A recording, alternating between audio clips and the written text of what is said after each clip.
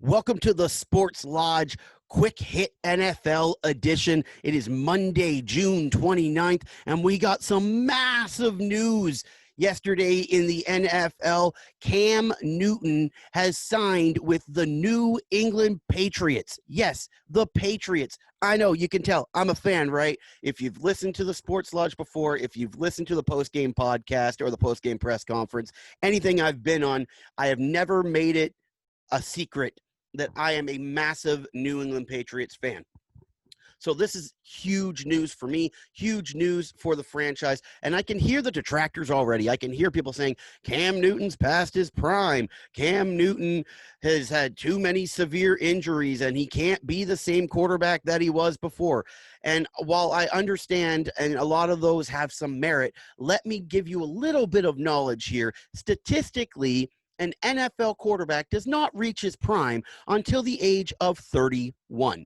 Cameron Newton just turned 31. Now, while I understand rotator cuff injuries and the foot injury has been detrimental to his career, and that he probably will not get back to his 2015 MVP caliber season, but that doesn't mean that he won't be a serviceable quarterback. That doesn't mean that he can't dip into his natural talent in New England in ways that he wasn't able to in Carolina. Understand that Carolina's defense was amazing. Amazing.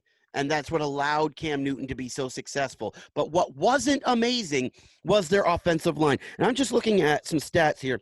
Through his career in Carolina, Cam Newton got hit 291 times. And he didn't play for 2 years, guys. Imagine if he played those 2 years. What's that number look like? Maybe it's career ending. Maybe it's 350. Maybe it's 400. Who knows? Their O-line was crap. Utter garbage. That is exactly why Cam Newton wasn't as effective as he could be. And in New England, that doesn't happen. Tom Brady, his longevity was made possible by the fact that he was barely touched in New England. Barely. And when he was about to get hit, he threw the ball away or he went down properly. Tom Brady knew how to play the position.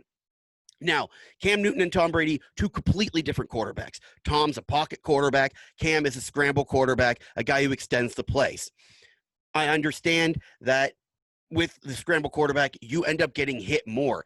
But if you have a proper offensive line that can protect you, that can keep the pocket open, maybe Cam doesn't need to be as mobile. Maybe I don't want to slow down his mobility, and I do want him to run, but not as much as he had to in Carolina. If he feels much more protected, maybe we see the MVP Cam Newton. Maybe we see him 6 games out of 16. Maybe we see him 10 games out of 16. I don't care. So long as he shows himself.